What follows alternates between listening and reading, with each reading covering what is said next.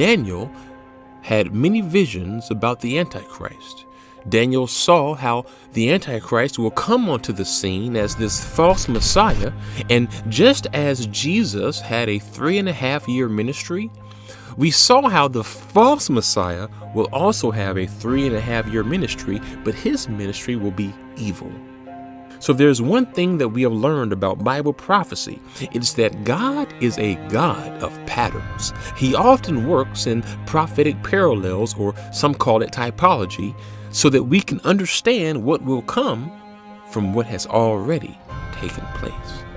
In the last episode, we saw how when Jesus came onto the scene in 27 AD, there was this 7-year period, and in the middle of it, his body, the temple of God, was crucified. And after that, he rose again.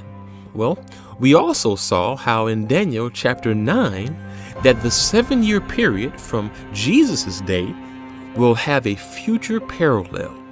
And in the future, just as Jesus' body, the temple of God, was destroyed in the middle, the false Messiah will come onto the scene and will try to destroy the temple of God in the middle of the future 7-year period. Now, I'm going to share something that we didn't have time to look at in the last episode. Remember how Jesus came on the scene at the beginning of his 7-year period, and then 3.5 years later, he was killed and then rose from the dead? Well, believe it or not, there is reason to believe that something similar will happen with the false Messiah in the future. Remember, in the last episode, we saw that the Antichrist is going to be given satanic power in the middle of a 7-year period. But it is likely that he will exist and be in the world before that point.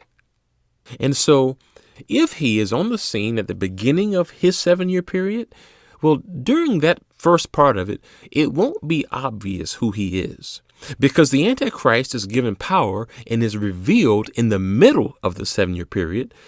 And then that's when he starts trying to destroy God's temple and tries to destroy God's people. And so many people believe that the Antichrist will be here at the beginning of the 7-year period, but just in a different form. Now, one interpretation, which is where I lean, is that at the start of the 7-year period, the Antichrist will be a national or political leader, and he will be completely human. He will seem like a normal guy. But at the middle point of the 7-year period, something happens. Death to the tyrant! Many believe that he will be assassinated. You see, the Bible says that when the man of lawlessness begins his reign of terror, he will be given satanic power, and that Satan will try to deceive people with counterfeit miracles. And so look at what it says in Revelation chapter 13, verse 3. One of the heads of the beast seemed to have had a fatal wound, but the fatal wound had been healed. Then the whole world was filled with wonder and followed the beast. And this is why many teachers make the point that one reason the world will begin to worship the man of lawlessness is because he will appear to be assassinated.